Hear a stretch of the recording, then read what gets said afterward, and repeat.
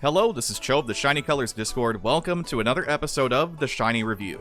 Today, we've got 3 cards to talk about as part of the Oshi collaboration in Enza, the second of 3.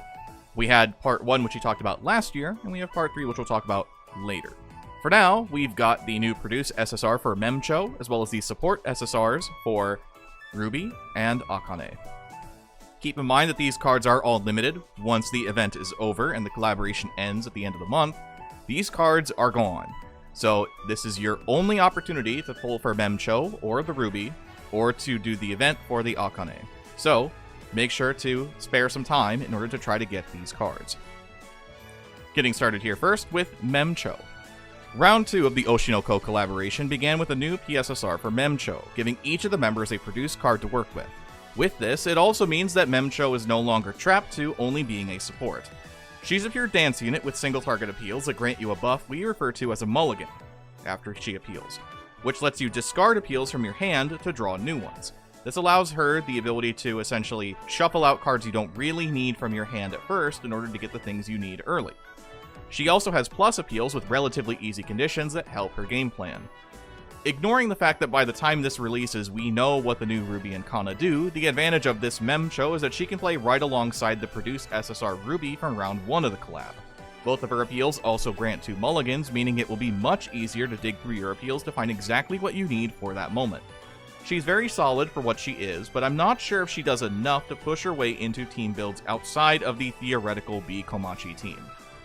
Her roles are center, maybe, attention up, buffer, and has access to mulligans, and I moderately to highly recommend pulling for MEM-Cho. We'll get into what I really think about pulling for her a little bit later, but first, let's take a look at what she actually does. MEM-Cho's initial appeal is a dance 4.0 that grants a 30% dance buff for 4 turns and 2 mulligans on use.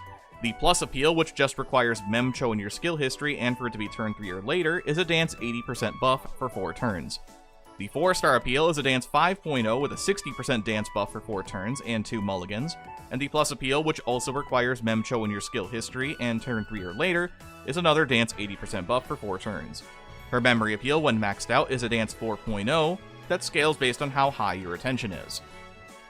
For her passives, at 1 star she gets a dance 60% up that requires it to be turned 2 or earlier and has a 35% chance to activate once. Her 2-star passive is a dance 100% up and attention 100% up if MEM-Cho is in your skill history. This has a 20% chance to activate twice. This also comes with a dance plus 50 uncap. Her 3-star uncap is a dance plus 150, and her 4-star passive is a dance 150% up that, again, requires MEM-Cho in your skill history and for it to be turn 3 or later. This has a 25% chance to activate up to 3 times, and this comes with a dance plus 100 uncap. Her total stat uncap is a plus 400 to dance. For the support recommendations, at its core, Stray Light supports work well for what someone like MEM-Cho wants to do, granting a decent amount of dance buffs without interfering with her specific playstyle. Dance Nocchill have a good pair of supports between Toru and Madoka for either general stat gain or for stronger passives built off either an attention playstyle with Bridal Madoka or a more generalist approach with Suit Madoka. Note that Bridal Madoka does work if you are trying to use MEM-Cho as a center, as getting that additional attention will help in making sure that your memory appeal is as strong as it needs to be. Daikichi Kogane continues to be a good option for her if you want a little more defense in your build, and don't intend on using her for both of her plus 2 mulligan appeals. For some synergy suggestions, the first one, which we can kind of talk about now, is Kana 2, a powerful card that benefits a fair bit from everything MEM-Cho offers, technically. Mulligans will get you to her strong appeals faster, or can set up some amount of attention up to take damage and enable her plus appeals. We also have Ruby 1, another dance card that MEM-Cho can benefit from, despite the fact that Ruby isn't particularly that powerful. She can be an AoE unit that helps keep up on damage, and periodically grants a decent passive with the right build in mind, which we'll cover later, we'll say. MEM-Cho as a center gets a B. This memory appeal is fine, if you want to be short and sweet about it. Attention is something you can easily work into a build. There's no link appeal to worry about, meaning you have a pure damage appeal on your hands. A 4.0 is not particularly strong, but it's not unplayably bad in the average grade fest levels. It'll be much worse at higher grades, but you'll come up with a solution for that by then, I'm sure. As a unit, I'm going to give her a B+. I'm not entirely sure how sold I am on MEM-Cho just yet. Her having access to potentially 4 mulligans feels incredibly useful, and should at least be considered for this before anything else. If you're somebody that wants to prioritize cards in the collab, I would worry about getting MEMCho only after you get some number of Kana copies, but maybe that's thinking a little too far ahead. We'll cover Kana in the next video, and maybe that'll help explain why maybe getting her first is better than getting MEMCho. But if you are a MEMCho fan, then remember, you only have until the end of the month to get her, so pull responsibly. Speaking of pulling responsibly, appearing as the only gacha support SSR for this collaboration, we have Ruby alongside I, and they appear as a vocal support with a reasonable assortment of masteries. The combination of vocal stay mastery alongside vocal stamina mastery should be an asset to budding vocal teams, especially if you're somebody that has joined because of the collab and needs some vocal cards to work with. What's notable about Ruby is that she has a mostly unique active buff tied to her appeals, though it lacks some level of interactions to make it a truly strong effect. She's interesting, but I wouldn't say that she's necessarily a must-have vocal support outside of one particular instance that, again, we'll have to cover a little later. Her support skills are Idol's Bond, Promise Recovery, and Rest Boost, and she has 4 unique masteries: Vocal Mastery SP reaching plus 12 at level 75, Event Boost reaching plus 6 at level 80, Vocal Stay Mastery reaching plus 3 at level 80, and Vocal Mastery Stamina reaching plus 6 at level 80. Her support appeal does scale, starting at a Vocal 3.0 out of the box, becoming a 3.1 by level 60, and a 3.5 at level 80. She has no Insight token for grads, so all she has is her TFD idea, which is Vocal, and her proficiency and landing point is also in Vocal.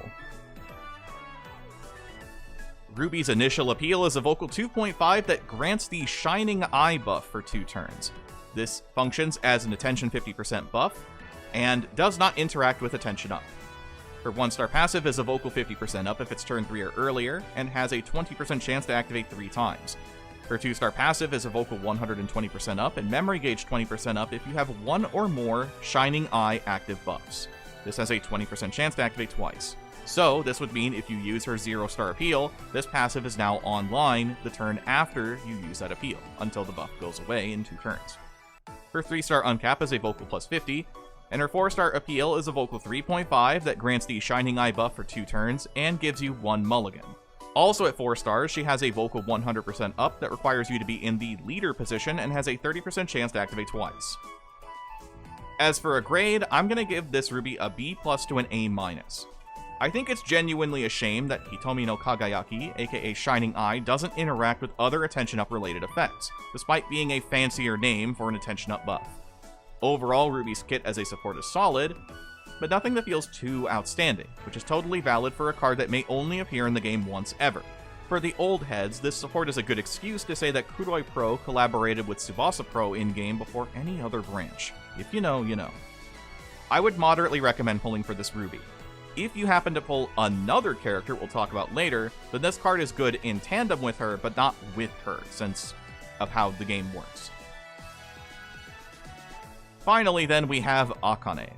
Man, how long has it been since we actually talked about an event SSR? I feel like it's been at least a couple years, probably. Akane, unfortunately, does not change the reason why we stopped talking about them. She's a pure visual support with a very bare-bones mastery set. The most notable aspect to Akane is that thanks to her chameleon-like talent, she has also learned how to use the Shining Eye buff that we just talked about on Ruby. This, alongside with her 2-star passive, are her only saving grace from being a mediocre card. Her support skills really only feature a Visual Mastery Visual reaching plus 8 at level 75. Her support appeal does scale, starting at a Visual 3.0, working its way up to a Visual 3.5. She does not have an Insight token for grad, but her TFD idea is Visual, and her proficiency and landing point is in Visual. Akane's initial appeal is a Visual 2.5. Her 1-star passive is a Visual 25% up if you're in the Visual position, and has a 25% chance to activate once. Her 2-star passive is a Vocal Dance Visual 70% up if you have 1 or more Shining Eye active buffs, and has a 25% chance to activate once. Her 3-star uncap is a Visual plus 100, and her 4-star appeal is an excellent 3.5 that grants the Shining Eye buff for 2 turns. Her event passive is a Visual 30% up that requires your mental to be 74% or lower, and has a 50% chance to activate twice. Now, because we haven't talked about Excellent in a while, and maybe you're here because of the collaboration, Excellents are an appeal type that match the attribute of the judge you attack. So if you use this appeal on the Vocal Judge, it will factor in your Vocal stat. If you use it on the Dance Judge, it'll use your Dance stat. That's why her 2-star passive is all 3 buff types. So that way you can kind of use her however you see fit. I'm going to give Akane a C+. I appreciate how thematically Akane's skill set represents what her character is by this point of the story. If it wasn't for her gold buff and final appeal, she'd be a complete throwaway support that's only here to give some points for interaction with another unit, since Hokura is kind of featured in this card. Her masteries are a bit weak to use for normal produce runs, and her passives aren't particularly compelling for Fez. We can't expect much from event cards, even if it is a collaboration. You might as well farm for Akane while she's here, since there's not going to be another opportunity to do so. So, that will do it for the video today. Thank you so much, as always, for watching. Next time we'll be talking about the other half of the Oshi-no-Ko collaboration, so let's look forward to that together and see how Ruby and Kana stack up as Twicolor cards. Till then, I've been Cho. Have a wonderful rest of your day.